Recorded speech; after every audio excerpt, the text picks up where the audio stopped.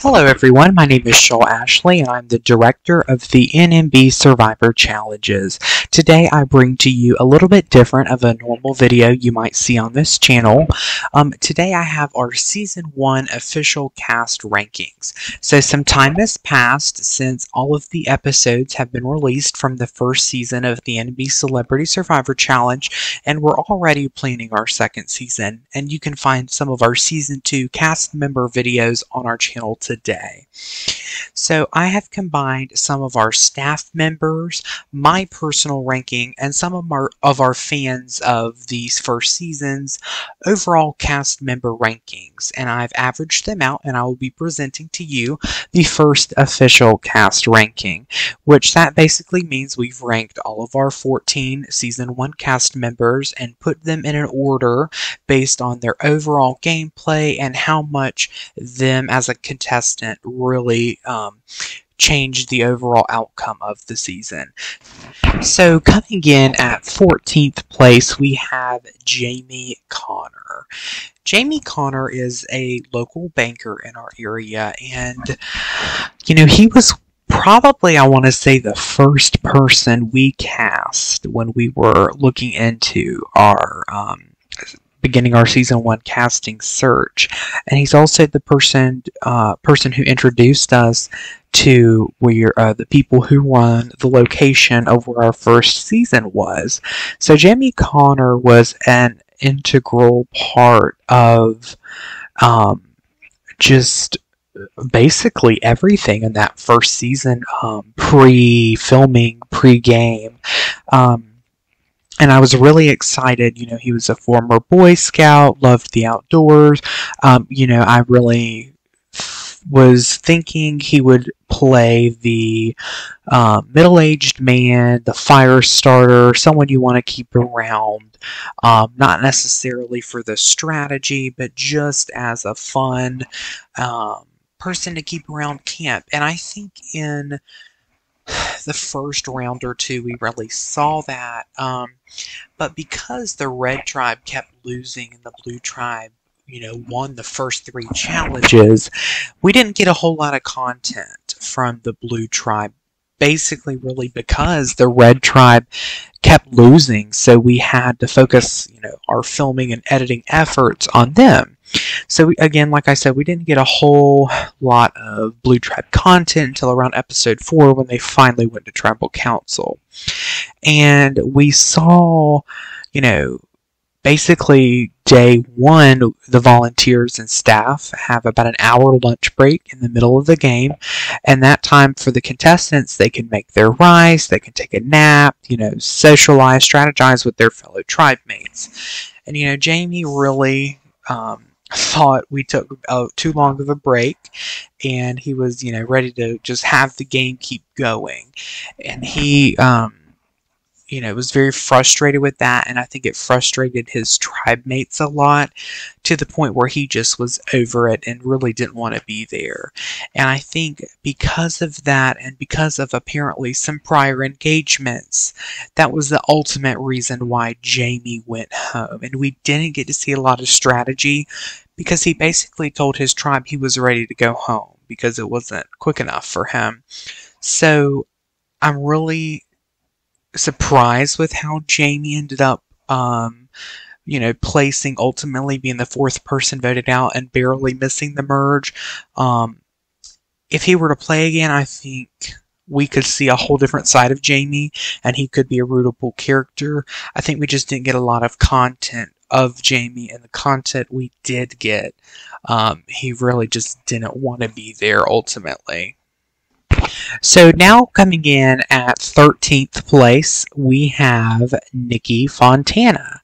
Nikki Fontana is a local, North Myrtle Beach City Councilwoman. She placed 13th on the season, and so it was fitting that she got 13th on the cast ranking. I was really anxious and excited to see what Nikki could do in a Survivor-style season. There were some people that I knew were going to do really well just because they love the outdoors. And I knew people like Nikki and Cindy, the outdoors wasn't their thing, and this was going to be, something new they were trying. So people like that, I was really excited to see how they could do. Nikki was an interesting player inside the game. I wasn't expecting early on a lot of strategy from her, but she really proved that she had a strategic brain. She formed an all-girls alliance with her, Cindy, and Brooke Vu in that early stage of the game, and that ultimately is what got Harrison out pretty soon. And Nikki is the person who formed the alliance, and Nikki was a very important part in that first vote out for the Red Tribe. And unfortunately, when we got to the second boot, the Red Tribe lost again, and some lines were blurred, and alliances were, ultimately just not even considered, and Nikki was voted out. She was the second person to be voted out, and it was a pretty big blindside that early in the game for that tribe. There was a lot of weird votes. It was kind of all over the place, and ultimately Nikki was the one to go. And there's not a whole lot to say about Nikki. She went so early, but she was super entertaining to watch, just overall, and is somebody that could definitely be an interesting character to bring back in the future. We just didn't get to see a lot of Nikki, and that's a shame. Coming in at 12th place on our cast ranking for Season 1, we have Chamber of Commerce Executive Harrison Santangelo. Harrison was really interesting, and this is a little bit of a personal touch on my end, but I volunteered at a local festival that his Chamber of Commerce runs, and I met him the weekend before the Celebrity Challenge was filmed. And the week of the Celebrity Challenge, those of you who followed us from the beginning probably remember seeing Adam Dellinger. He is a Gator 107.9 radio host, and he's high up at iHeartMedia. He was originally slated to be a contestant. Unfortunately, he got COVID and had to back out. We filmed the competition on a Saturday and a Sunday. He backed out on that Thursday. So literally 2 days before the competition, we as a group were trying to find a replacement, and I reached out to Harrison, who I had just met a couple of days before, and I had to fill him in really quickly. He didn't get a chance to really fundraise at all, and so he was really just a last-minute addition, and he had, 2 days to, research who he'd be playing against, figure everything out, what is Survivor, blah, blah, blah. And, we threw Harrison out there, and, he had told us he's going to do the competition, but he will probably have to ask his tribe to vote him out at some point in the pre-merge because he had a prior engagement the next day, so we knew he wasn't going to make the merge. But we thought, and we kind of got some really good content while he was in the game. You saw, though, that all-men alliance early on in the game, and similar with Samuel, they both knew they had to go pre-merge. It just was a matter of when. We saw at one Point Harrison and, Samuel playing rock, paper, scissors, who to go first. And, ultimately, Harrison lost rock, paper, scissors, and it resulted in him being the first boot ever of the NMB Celebrity Survivor Challenge. But Harrison is one that if we ever do a second chance season, or maybe he would even be a random all-star add-in, I used to work with Harrison, and I think he would be a pretty good character and good game player if he had a second shot. We just, him being so late of an add-in, we didn't get to see all we could have seen, but he demonstrated good knowledge. and he was a good game player the short time he was in the game. And that's why he ranks here at number 12, simply because he wanted to be there and he really tried his hardest the time in the game. But we, as a production, knew he wasn't going to be there for the long haul. And so we were really excited to see what he could do and the chaos he could bring in the short time he was there. All right, coming in at 11th place, we have a news reporter and multimedia journalist, Samuel Shelton. Samuel, he was a really cool guy. He wasn't as late of an addition like Harrison, but he did come in relatively later than most of the original cast. One of his co-workers he actually replaced when she, in around February, March, I want to say, she dropped out. She moved away, and so he stepped in for her. And, he was really a cool guy to talk to. I met him initially at a local function for the public schools, and I knew he was somebody I wanted on the cast. And,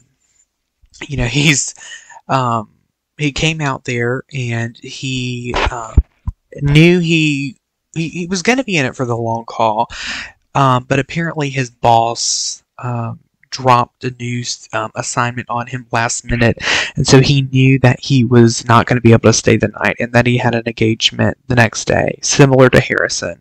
And so with the Red Tribe losing the first 3 immunity challenges, both Harrison and Samuel played rock, paper, scissors, like I said earlier, to figure out who was going to go first and who was going to go, the next time they lost immunity. It ended up Samuel won the rock, paper, scissors, so Samuel ended up being the 3rd person voted out after Harrison went first, and then Nikki was blindsided.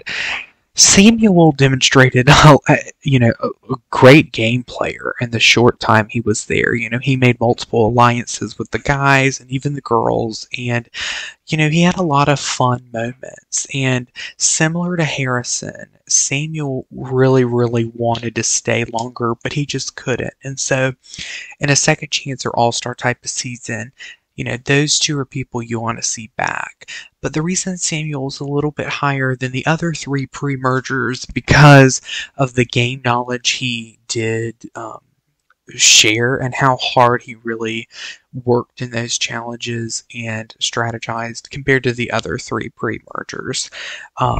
He's definitely someone we are interested in bringing back in an all-star or returnee season. It's just a matter of when.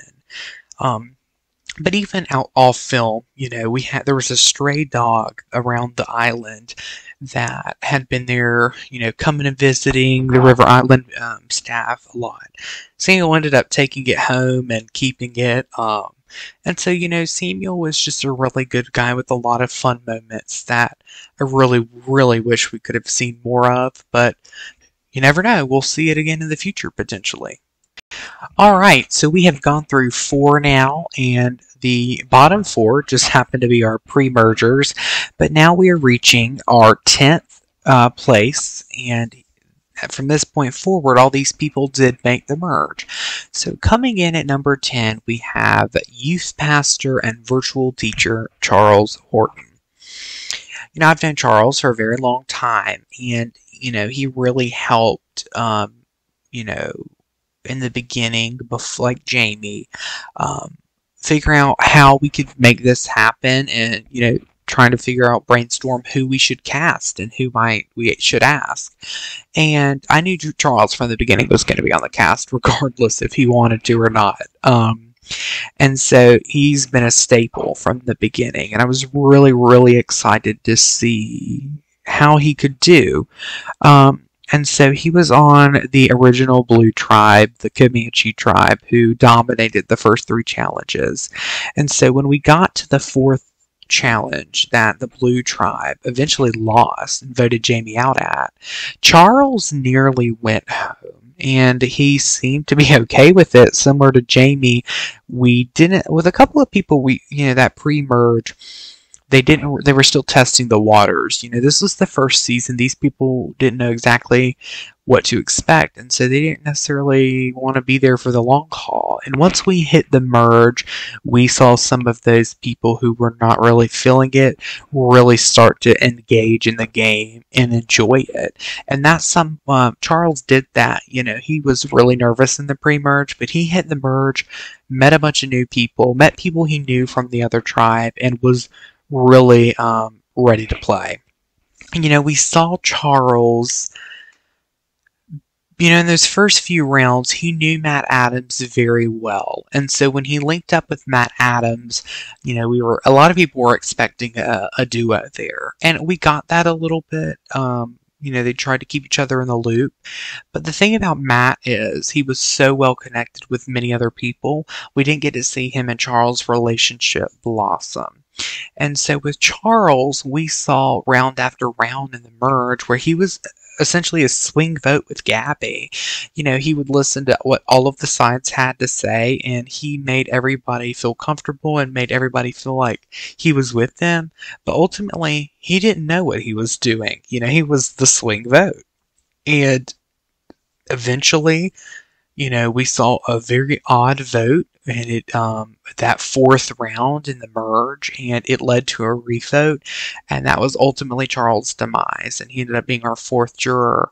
But we've seen swing votes go all the way in the real show, and we've seen swing votes go way too early. And I think with Charles, it was just pick a side. You can only play the middle for so long, and then they'll cut you if you don't pick a side. And that was the thing with Charles, is he just didn't pick a side. It was a really interesting game that he played, but compared to our stacked contestants in terms of the merge, Charles just ended up placing the least out of them, and he ends up in 10th place. Alright, coming in at 9th place, we have our first of 2 tribe captains, Chris Underwood, the winner of Survivor Season 38, Edge of Extinction.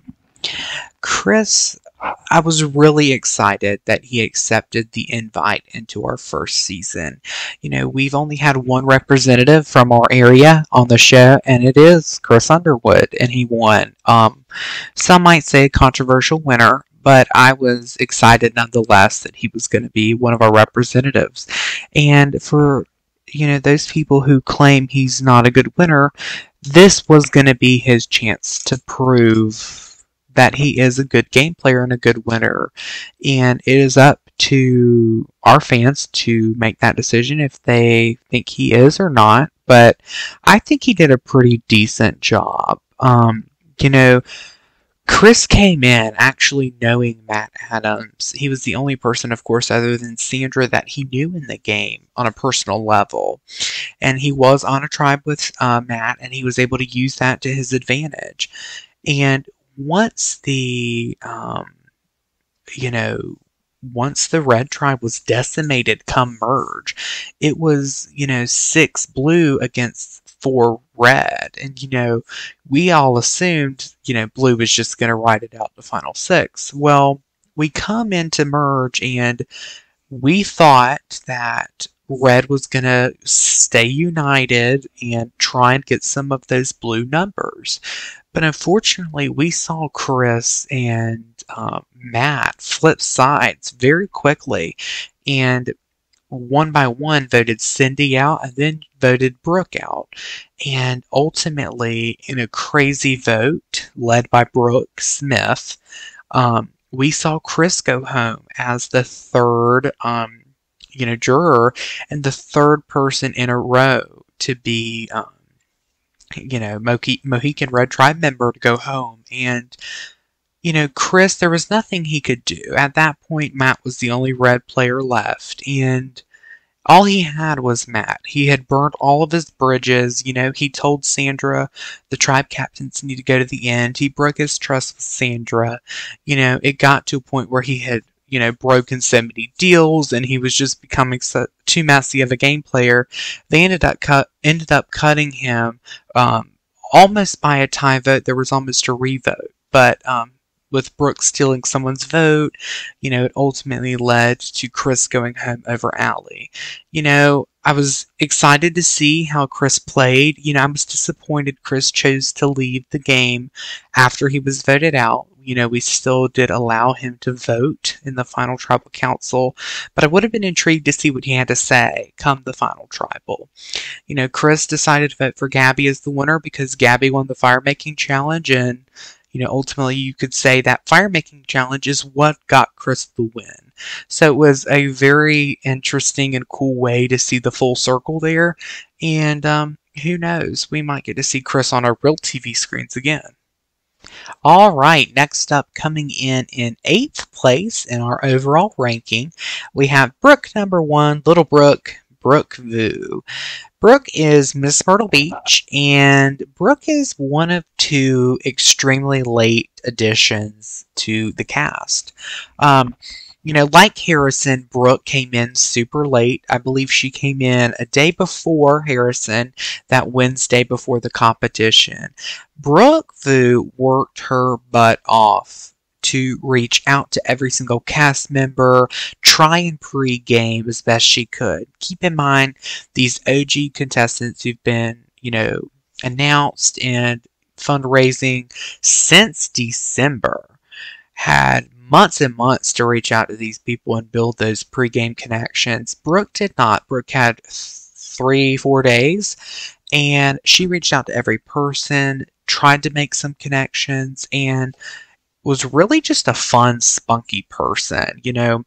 On the island, some of her fellow tribe mates thought she was a lot, kind of annoying, and once all the episodes were out, Brooke ended up being a fan favorite, which was really, exciting to see because she was one of those people I was not expecting to be so loved, and not saying that in a bad way, but she was so well loved and received by the fans of our season. It was really exciting to see the full circle.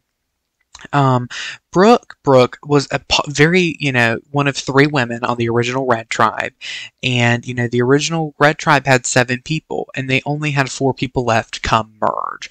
Brooke Vu was in a tight duo with Cindy. And, we saw in the first round of the merge, Brooke was going to go home.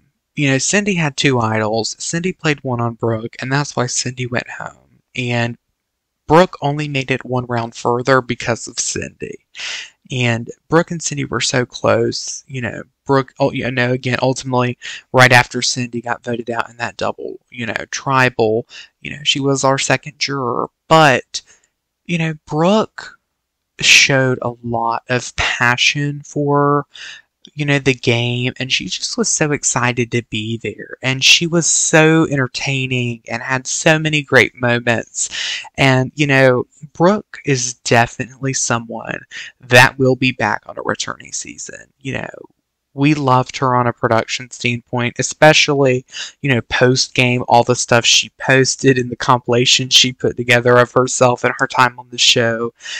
Brooke, she might not be the best, strategic player and game player overall, but she did place 8th on our ranking because she made that strong bond with Cindy that got her farther than Cindy did, because Cindy played an advantage on her. And that's just a great move on Brooke Vu's part. And, being in the pageant world, she knew Gabby briefly, and she used that bond as best she could. But her duo with Cindy is what got her and landed her right here in 8th place. Alright, so we are now heading into our 7th place spot. We are halfway done with our ranking. Coming in at 7th place, we have Gabby Grayson. Gabby was a pageant title holder. I believe it is Miss Teen South Carolina. And Gabby was our youngest contestant, and we've released our season 2 contestants, and she will probably forever be the youngest contestant ever to play at 16 years old. And, me being so young, I was excited to see someone like Gabby compete. And at first, she didn't want to be there. I think she didn't know exactly what she was getting into, and when she realized outdoors, bugs, camping, she was like, no, thank you. And, she kept winning, and she was like, if I don't get voted out when Jamie went home that last pre-merge round, she's like, if I don't get voted out right now, I'm going to have to stay here. And it was kind of the thing. It was Charles, Jamie, and Gabby, the three people who really were concerned with being there for the long haul. And once Jamie went home, Gabby knew, I'm here for the long haul. So when Gabby merged, she turned her game upside down. She completely was like, I'm going to have to stay here, and I'm going to get over it, and I'm going to play this game to the best of my ability. And she did. And with Charles, she was a swing vote round after round.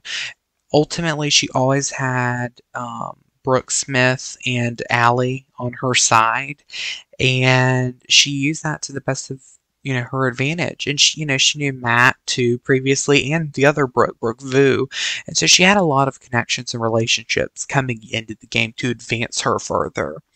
And Gabby got very far into the game, and once she hit Final Four, she had to participate in the fire making challenge. And I was concerned because she was up against Nick, who was talking all of this crap. I'm going to win. Like, what is this?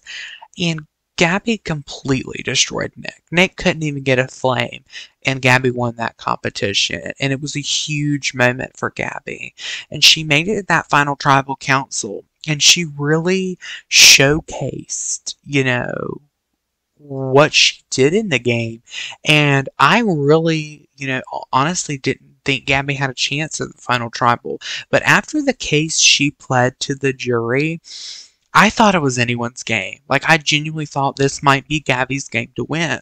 She did such a good job articulating all of the moves she made, and it really just shows how good of a person Gabby is. She was so sweet and so young. A lot of people, I wouldn't say took advantage of that, but overshadowed her and protected her more than she really needed to be. And she said that really every single tribal council. And, there's not much more to say about Gabby, but, she was in the final three, and she was ranked a little low in 7th place, and that's just because, similar to Charles, she was a swing vote a lot, and, she thought about flipping from her final three with Allie and Brooke Smith, but she ultimately stayed loyal, but didn't show enough game knowledge and game awareness to necessarily put her farther up on the list, and because of that, she lands here at number 7. So now we're heading into our 6th place overall ranking. And in 6th place, we have Matt Adams. Matt is our NMB area FCA director. And, I really wasn't sure how Matt was going to do. I knew he was either going to go really far or be one of the first few people out. I thought maybe Matt would have trouble really connecting with his tribe mates, but with Chris being someone he knows coming into the game, I thought he might do kind of well. The thing about Matt is Matt was so well connected with prior relationships coming into this game. I just didn't know or think he could use that to his advantage. And I would say, seeing how he played, he did. He really did. He knew Chris coming into this game. He knew Gabby coming into this game. He knew Brooke Smith. He knew Allie. He knew Charles. Like, he knew people. And, he managed to not be voted out in the first 3 tribals the Red Tribe attended, and he made the merge and flopped sides quickly with Chris and reunited with Allie, Gabby, and Brooke Smith, who he had made a pregame alliance with. And because he made that pregame alliance, he was able to coast all the way to the final 5, and he ended up being the last Mohican standing by a lot. And that said something to Matt's game. Matt was such a target, and he had such a huge target on his back that the 3 girls Brooke Smith, Allie, and Gabby took him out at 5th place because he had such a big target on his back. And, he flip-flopped a lot with a lot of different people. He tried to make moves. Sometimes they worked, sometimes they failed. But, Sandra said it herself, he's a good player. He's one of our, top competitors of the season in terms of challenges and even, strategy, which I was really surprised with. He ended up being our fan favorite of the season in the poll by a close vote, but he did pull it out, and he deserves it. The reason he is not higher than 6th place is, we have a lot more bigger competitors and strategists, and you can't count Matt out. Matt is a good ideal archetype for a returnee. Who knows? I really, really enjoyed watching Matt play, and obviously you guys did too. So maybe he'll be back, maybe he won't, but Matt's game is going to be hard to replicate in future seasons for sure. So now we're going to go into our final 5, and coming in at 5th place, probably my favorite contestant of the season, very high up in the fan favorite poll and a production favorite. We have the Queen, Cindy Nayland. Cindy, Cindy's funny because Cindy was one of the first people announced on our cast. She was an original, and I worked with Cindy briefly, or I shouldn't say briefly, for a while, and Cindy accepted the invite on the cast, and a couple of weeks before the challenge, she called me and was like, Shaw, I don't know what the heck I'm getting into. She goes, I thought like I was just volunteering at the kids camp. I didn't really know it was going to be all this. And I said, well, I've kind of explained this to you multiple times already. And, Cindy was really concerned. Cindy would text me daily. Is there going to be alligators? Are there going to be bugs? Questions after questions. And I said, Cindy, calm down. You're going to be fine. Just give it a shot. And I knew from the beginning Cindy was going to be, she's going to surprise herself and do really good. And she did. Cindy was our top fundraiser. She raised over $1,000 last year. And coming into the game, she already surprised herself in the first couple of challenges, and she was our oldest contestant of the first season at 52 years old. And she dominated those first 3 challenges, and she managed to get by those first 3. And when she made the merge, Cindy was not necessarily a target. People knew Cindy had those idols and advantages, and she had 2 idols and an advantage. She came in the game with 3 things because of her fundraising efforts. People knew that because I send a leaderboard out. They don't know who wins, but they knew every month she was always high up. And, Allie ultimately went through her bag and found the advantages. So that raised red flags for the Comanche original tribe. But Cindy didn't let that deter her. Her name was not brought up really at all in the first merge round. But her number 1 ally, Brooke Vu, got, I want to say 8 votes. Yeah, 8 votes. And Brooke was the clear person to go home. Now, Cindy used one of her idols on Brooke Vu because she didn't think she was getting any votes. So 8 of those votes, 8 of the 10 votes were cast for Brooke Vu. 1 vote was cast for Sandra. 1 vote was cast for Cindy. And both of them voted for each other. And this came as a shock to many. And so when the revote came, the contestants could only vote for Cindy or Sandra, and it ended up being Cindy was the one to go home in a very heroic moment. If only Cindy would have used one of her other idol on herself, she probably would have made the biggest move of the game in getting Sandra out by 1 vote, negated 9 of them, and it would have changed the course of the game.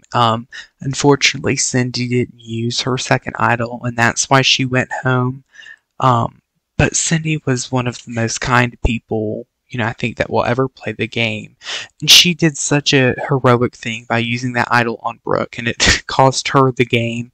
But she was a very spicy juror, and Cindy will absolutely be back for an all-star or second chance season that we will have in the future, because she is a heck of a game player, and she really surprised herself like we knew she would. And I am so proud of the game Cindy played, and that's why she ranks here at number 5.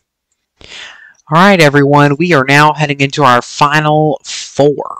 So coming in at 4th place, we have one of my favorite people in this world. We have Big Brooke S., otherwise known as Brooke Smith. I love some Brooke Smith. Brooke Smith was one of the original people put on the cast, and I knew I wanted her. She's a science teacher and the girls' varsity basketball coach at North Myrtle Beach High School. And coaches are bossy. Coaches can be a lot, and that definitely showed during this season. Brooke also did very well in fundraising, similar to Cindy, and had, I want to say, 2 or 3 advantages coming into this game. The thing with Brooke is she didn't read what the advantages were and what they entailed. Now, Brooke knew what advantages she had before the game. She knew what she had, she knew how they worked, but she didn't either comprehend it, or some just didn't click, the nerves of Survivor, something. Brooke knew a lot of people coming into this game. She knew Matt, she knew Gabby, she knew Allie, she knew Cindy. She knew people coming into this game. And she was put on the Blue Tribe with Sandra, and her and Sandra ended up being this really great, entertaining duo this entire season. And she also had a final 3 with Gabby and Allie from the pre-game. And those connections allowed her to get to the final 6. And she had to cut Sandra, and she cut her at final 6. And that enabled her to get to the end. When Allie won final immunity, she chose to take Brooke to the end, which she did. So Brooke had a chance to plead her case to the jury.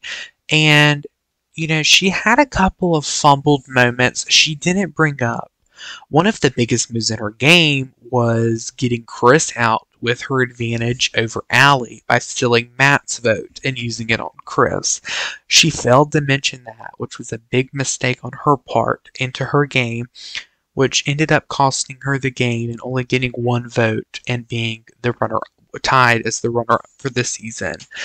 She was a really good strategist, probably the biggest strategist of the season, hands down. But the thing about Brooke is her personality got in the way sometimes. She was very aggressive and abrasive and honest, and she wasn't the best at challenges, which is part of the reason why she's not higher than 4th place. She never pulled out an individual immunity. She misplayed one of her advantages because she didn't know how to play it, which she got very mad at me for. But she was very entertaining at the auction, and just overall, very fun to watch in the season. Again, high up in the fan favorite poll, and she says she won't come back, but it's definitely in the cards for a Brooke Smith return in the future, just because of how good of a strategist she really was. Alright, we're down to our final 3, and I called Cindy a queen, but we all know the queen of Survivor, Mrs. Sandra Diaz Twine, is coming in here at 3rd place overall for our cast rankings. I reached out to Sandra in January of, right before the season. We only had initially 12 people that were going to play. And I really wanted to get 14, and I thought, what if we had some representation from the show? And Sandra lives in North Carolina, not too far from us, and I just really wanted Sandra to compete again, and especially on something we host here in North Myrtle Beach. And reached out to her in January. She said no thank you. I was like, darn. I said I'm going to try again in March, and I did. And, we had a great conversation. She ended up video calling me on, Messenger. It was super cool. And she said she'd talk to her husband and let me know. And sure enough, I woke up the next morning to a text, I'm in. And, Sandra, it was so exciting that she accepted to be on the cast. And when I tell you she delivered, she delivered. I wasn't sure how she was going to play when she got out there. Was she going to be her usual Sandra, or was she going to dial it back? And of course, she was her usual Sandra. And I was thinking these people have to vote Sandra out so early. The tribe captains are immune from the first tribal council they attend. And with there only being 4 rounds pre-merge, the red tribe lost the first 3 challenges, so the 3 red people went home. And when the 4th and final pre-merge round came around, Sandra was immune, so she made the merge automatically. And I was so excited when she did. And, her and Brooke Smith were a duo the entire season. And her comments and her personality and attitude are exactly as you would expect in real life. She strategized and worked those votes as hard as she could. Arguably the season's villain again with Brooke. And I cannot believe she made it to the final 6. And ultimately, her ally and number 1, Brooke, blindsided her and voted her out at final 6, and she knew it was coming. She knew her time was due. It was expired. I'm shocked, genuinely she made it to final 6, but it was a matter of time. Nobody should have let Sandra get that far or even make the end, but she gave us hilarious moments, and I'm so thankful she, picked up the call and decided to play, and I hope in the future, in an all-star season, if we do one, will we have tribe captains back? Who knows? But I can definitely tell you Sandra would be back if that's the route we decide to go. And, just for her endless entertainment and, of course, gameplay, because she is probably the most knowledgeable. She did rank here in 3rd place. Alright, we are down to our final 2. Final 2, you heard that right. Coming in at 2nd place is motivational speaker, Nick DiStefano. Nick, I'm pretty sure Nick was one of our originals on our cast, and I volunteered at our local hospital that Nick also works at, and asked him if he wanted to play, and he said sure. Little did I know how big of a fan of Survivor Nick actually was, which, really worked out in our favor. And Nick came in and he was ready to play. Nick was on the very well successful Comanche Blue Tribe and, got that free pass those first 3 rounds and didn't really rock the boat in that 4th round when Jamie went home. And when he made the merge, he hit the ground running. Strategy after strategy. He was one of those people, he flip-flopped in who his number 1 really was. He got farther and farther making these short-term deals with different people. And he ended up, towards the end, right around when Sandra went home, having a real big alliance with Sandra. And, immunities were given, and it shocked everyone. And he ended up making it to Final 4. Wasn't able to pull out the win at that Final 4 immunity challenge. And, he was put up against fire with Gabby. He talked a lot of crap, and we all thought, of course he's going to win the fire making challenge. Why wouldn't he? He seems to know what he's doing. He's practiced fire making. And sure enough, he could not get a spark. He couldn't get anything. Gabby ended up winning, and he ended up getting eliminated in 4th place. And Nick is a huge strategist. He is very knowledgeable of the game of Survivor, and really was entertaining to watch. Yeah, I don't know if Nick is someone that will come back in the future. Nick didn't get a lot of personal content, and I wish we could have gotten more of Nick to see. But if we're looking at who performed the best in challenges, in strategy, and overall gameplay, Nick deserves to be one of the top people, and he is, and he lands here in second place. And I really wish, again, like I said, we could have shown more of Nick and his really messy gameplay. And, he was probably our spiciest juror. He laid it all out on the line, especially to Brooke Smith. And Brooke Smith snapped back, and that was amazing to see. And, he was great to watch in our reunion special, so be sure to check that out. But yeah, Nick DiStefano, second place. And finally, the one we've all been waiting for, in first place, Allie Bird. Allie Bird is our winner of our season, and she is first place on our ranking. I was super excited that Allie, picked up the phone and agreed to be a participant. From the get-go, I said, Allie is going to be the winner of this game. And I'm proud of myself because she was, and I called it. She was my winner pick, and I knew she was going to do good.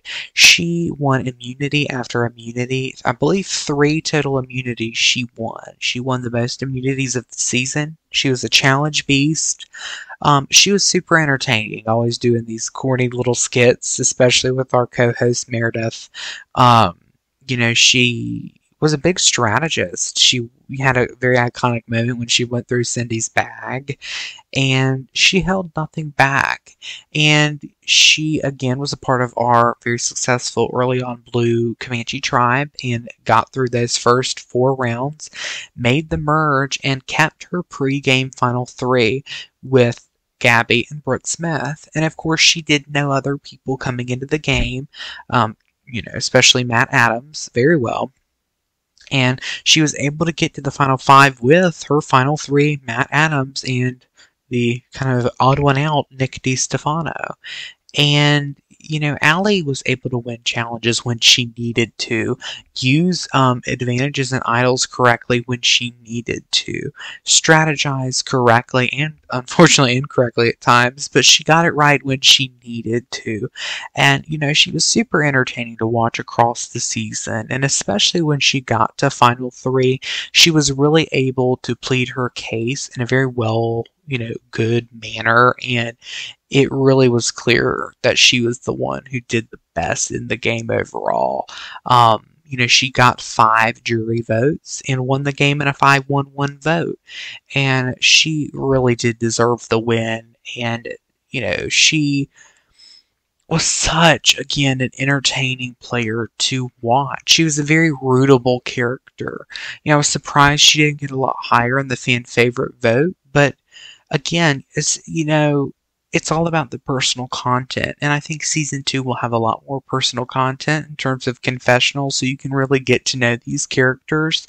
And in the future, if Allie was to come back, I think a lot of people would have a much higher opinion on Allie, because she really is a fun person, and I think it was shown, but not quite as to really how fun she is. We saw some funny moments like at the auction. She got the cow intestines, or icky, odd, auction bid. And she was really disappointed about that, but she came right back, won these challenges, and really was a great player. And that is why she is our #1 player. And that's it, everyone. We have ranked our 14 Season 1 contestants. I hope you enjoyed this special episode. Please make sure you check out all of the content on our channel, especially the Season 1 episodes, and go ahead and check out our Season 2 cast interviews with our newest contestants competing in May 2023. And please give us a donation and credit it to your favorite celebrity. It supports a great local cause and benefits maybe your favorite local person. Thank you again for watching, and don't forget to like, subscribe, and maybe leave a comment down below giving us your rankings or your thoughts. So thank you again for tuning in, and we'll see you in the next video.